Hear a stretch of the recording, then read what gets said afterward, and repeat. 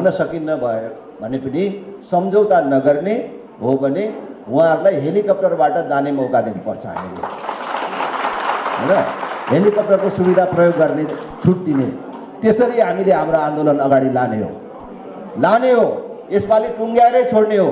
कतिले सोधिराख्नु भएको छ एक दिन गरेर के हुन्छ भने, यो निरन्तर हुन्छ। जेठ 15 गते त सुरु हुने हो, त्यसकारण यो आन्दोलन निरन्तर हुन्छ भन्ने कुरा पनि हामीले बुझाउनु पर्यो र यो शान्तिपूर्ण हुन्छ, आयोजकहरूको पूर्ण नियन्त्रणमा हुन्छ, अहिंसात्मक हुन्छ।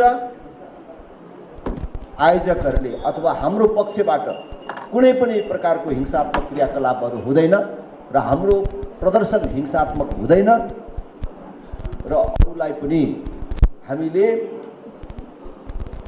हिंसा गर्न दिँदैनौँ भनेको सरकारलाई पनि कुनै पनि प्रकारको दमन गर्ने र यो शान्तिपूर्ण प्रदर्शनलाई हिंसामा भड्काउने मौका हामीले दिँदैनौँ।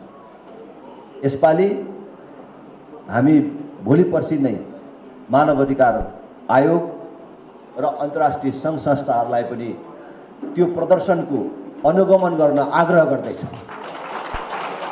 हिंसा भएन, अलिकति तोडफोड भएन भने के आन्दोलन हुन्छ, कसरी छोड्छन् त यिनीहरूले भन्ने तर्क गर्ने साथीहरू पनि छन्।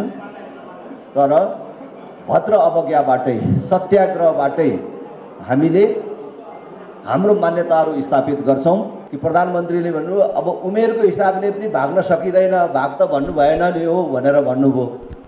अब भाग्न सकिन्न भयो भने पनि सम्झौता नगर्ने हो भने उहाँहरूलाई हेलिकप्टरबाट जाने मौका दिनुपर्छ हामीले, हैन?